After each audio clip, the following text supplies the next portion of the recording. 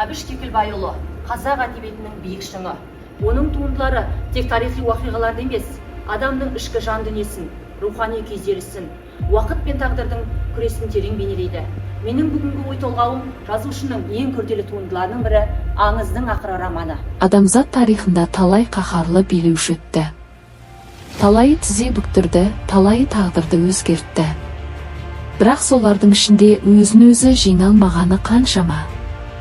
Әбіш Кекілбаевтың Аңыздың ақыры сол ішкі жеңілістің қасіретін айтады. Әмір Темір аты әлемді дүр сілкіндірген қаһарлы хан. Жер шарын жаулаған, хандықтарды құлатқан, жүздеген шайқаста жеңіске жеткен тұлға. Бірақ Кекілбаевтың темірі қаһарлы да, әлсіз де адам. Аңыздың ақыры романы махаббат, жалғыздық, күдік пен үміт туралы шығарма.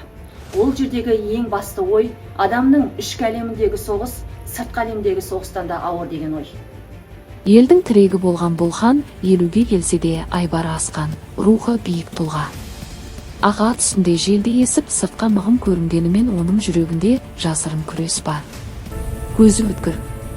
Бірақ сол тереңдікте бір сыр тұнып жатыр. Ханда адам, оның да жүрегінде жара бар. Жүрегінің бір түкпірінде ешқашан мойымайтын батыр рухы тұр. Елін қорғап, болашағын ойлаған қайсар жан.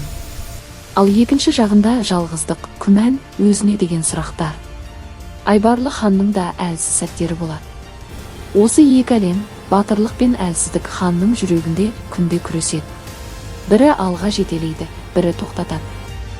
Әбіш Кекілбаев шеберлігі осы. Бір ғана аңыз арқылы бүкіл адамзатқа сабақ береді. Билік, даңқ, күш бәрі өткінші. Ал ішкі әлеміндегі тыныштық пен адами қасиет мәңгі. Кекілбаев бізге бір ақиқатты айтады. Адамды құлатады сыртқы жау емес. Адамды құлатады оның жүрегіндегі от, оның көңіліндегі күдік, оның жанындағы қара көлеңке.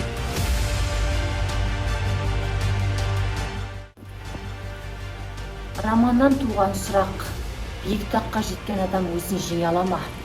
Бұл сұрақ бүгінгі қоғам үшін де өте маңызды.